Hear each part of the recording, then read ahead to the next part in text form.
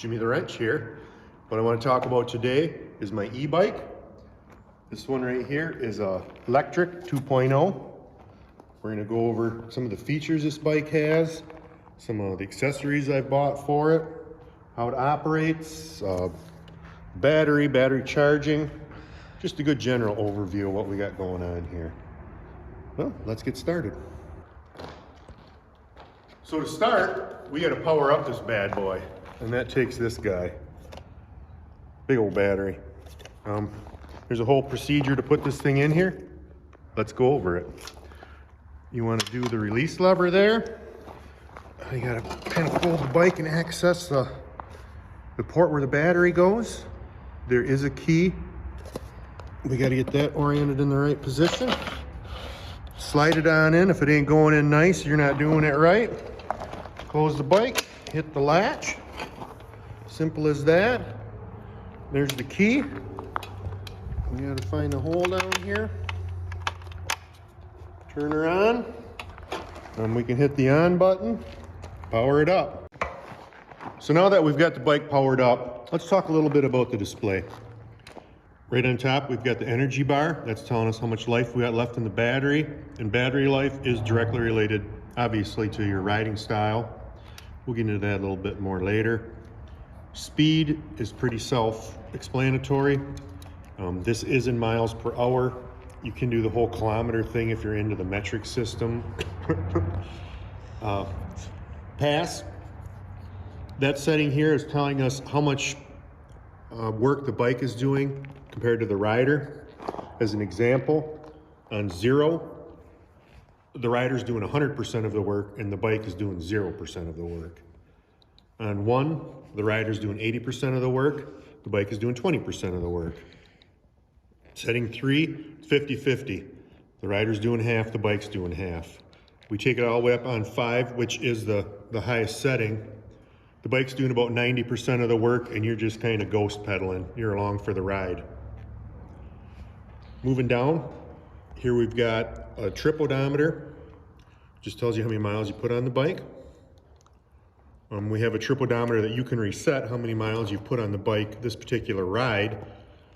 And while I'm talking about it, one thing I don't like about this bike is the resettable trip odometer. Let's say you unload the bike and you go for a ride, you go for 5 or 6 miles, you take a little break. If you actually turn the key off, this will reset. I think it should be something that the rider himself can reset, but this is one of the little things I don't like about the bike. Moving on, how many volts are left in the battery? I never use it. In my opinion, that's what the energy bar is for, but some people like it, I guess.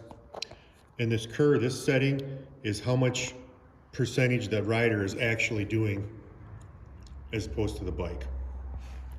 I think that's all of them. Nope, we've got a time, just like a clock, tells you how long you've been on the bike, how long you've been riding. And that also resets when you turn the key off. So now that we've talked about the display, let's talk a little bit about the features on this bike.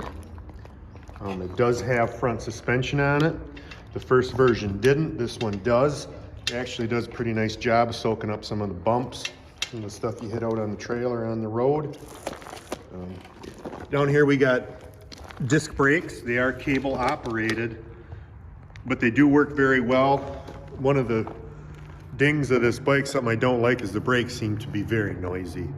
They work good. Sometimes they sound horrible, like something's wrong, but there really isn't, just kind of the nature of the way they are. The rear also has a disc brake. It's on the other side. You can kind of peek through there and see it. Same setup as the front, cable operated and loud. Back up front here, we do have a little headlight there for some nighttime riding. Here are the brake controls.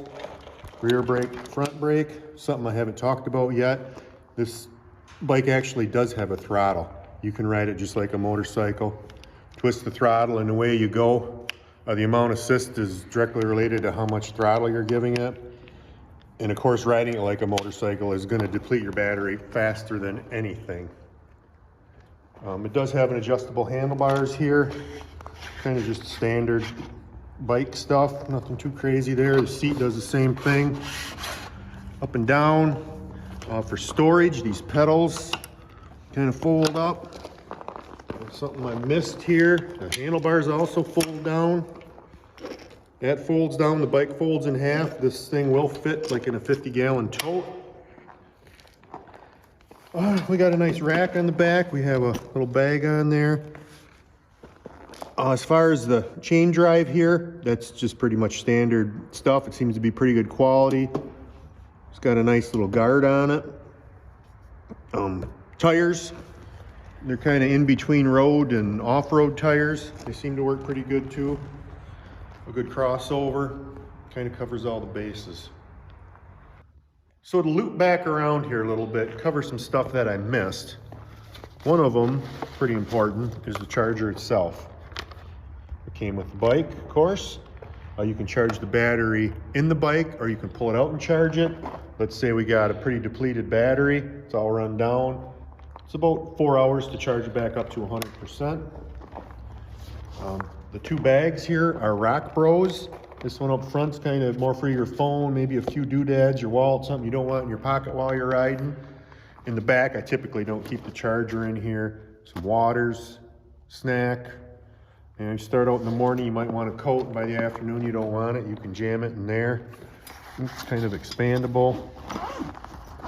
If you want, it comes out, give you a little more room. Pretty nice. We got a cup holder on here.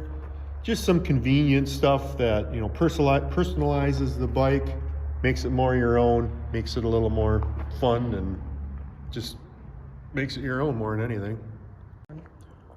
So there are a few things I missed. Let's talk about them.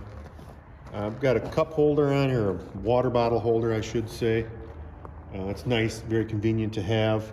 I got a Rock Bros bag up front here. It's meant to hold your phone, maybe your wallet, some stuff that you don't want in your pockets while you're riding a bike. Kind of keeps it all nice and neat in one place.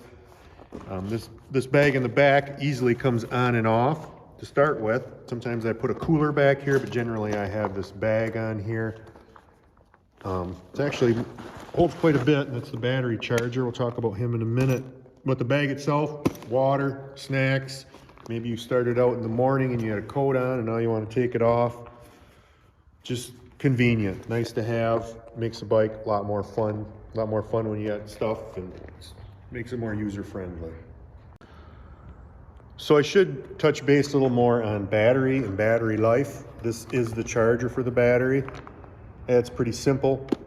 Your battery's all run down. You can plug directly into the battery outside of the bike, or you can plug into the battery while it's still in the bike. Might be kind of difficult to see. Right by the key, there's a port down here. You can plug it on in. Battery charge time from a rundown battery to completely charged is about 4 hours. There's an indicator on here, very simple stuff. It's red while it's charging, turns green when it's charged. I did read the owner's manual. They don't want it sitting on the charger forever, so kind of keep track of it. Once it turns green, unplug it. Don't leave the charger on it forever. Battery life in the bike, again, it's very dependent on the rider and how much you use it, and how much you want to pedal and how much work you want to put out. I do like the ability to travel a lot more miles on my bike than you normally could, but I do like the exercise of it too.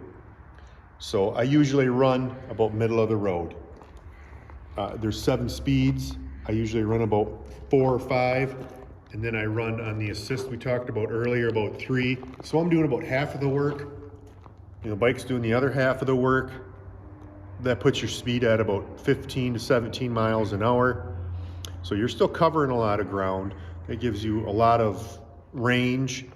I would say that's at least 20, 25 miles, and it just makes it enjoyable.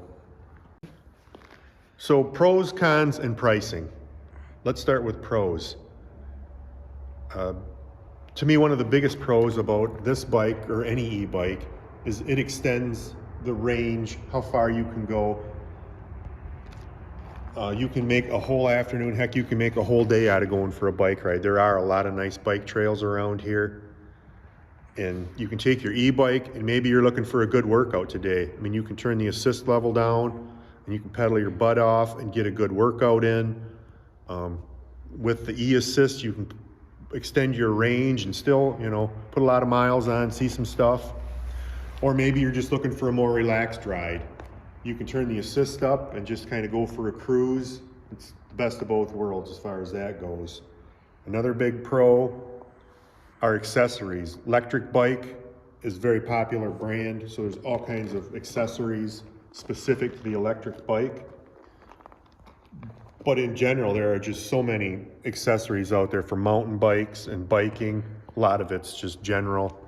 You can customize and do anything you want on this thing. I have already kind of touched on some of the cons. The brakes are really loud. I've tried to adjust it. I can make them stop, and then it always seems to come back. I've been on YouTube. There's different brake pads you can put on and different tips and tricks, and I'm still struggling with that, to be honest. But it's just more of a nuisance. The brakes work fine. The brakes work good. I'm not saying that, but just something that's kind of annoying. Brake making all kinds of noise. Another con is the actual weight of this bike. This thing weighs like 65 pounds. And when you fold the handlebars down, we kind of went over that, and fold it in half. If you're trying to put that folded up bike in the back of a truck or a car, it can be very awkward. You might as well plan, if you're gonna be transporting them a lot, you need a 50-gallon tote, fold the bike up, put the bike in a tote, put the tote in the vehicle. That's about the easiest way to do that. Moving on to price, this bike is roughly $1,000. For me, I think that's a good value. I used this bike a lot last year. There's a lot of nice trails around here. Something me and my friends like to go and do. So as far as that goes, to me it was a good value. $1,000 is a lot of money. Maybe you don't have a lot of trails by you. Maybe you're not sure if e-biking's for you. At that point, I don't know. Maybe that's a little bit too much money for something like this. I guess I'm gonna put that in the undecided pro or con category.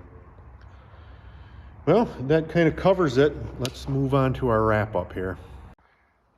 So in closing, something I did miss, top speed of this bike is 28 miles an hour.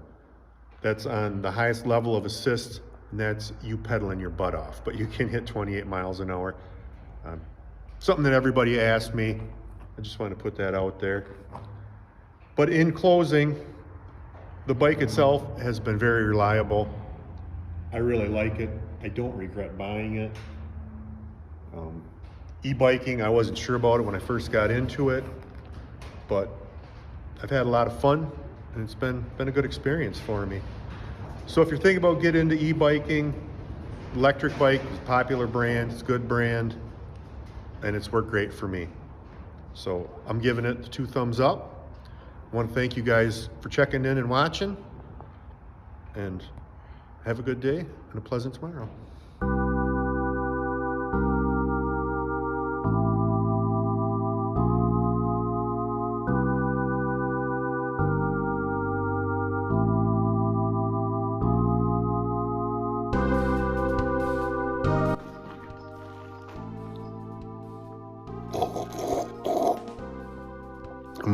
He's addicted to it. He's addicted to the coffee.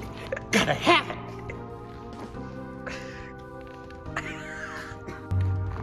So let's loop back around, talk about a few of the things that I missed. Flash on. I'm being blinded right now. Somewhat of a battery-powered motorcycle. Hey, it ain't a motorcycle.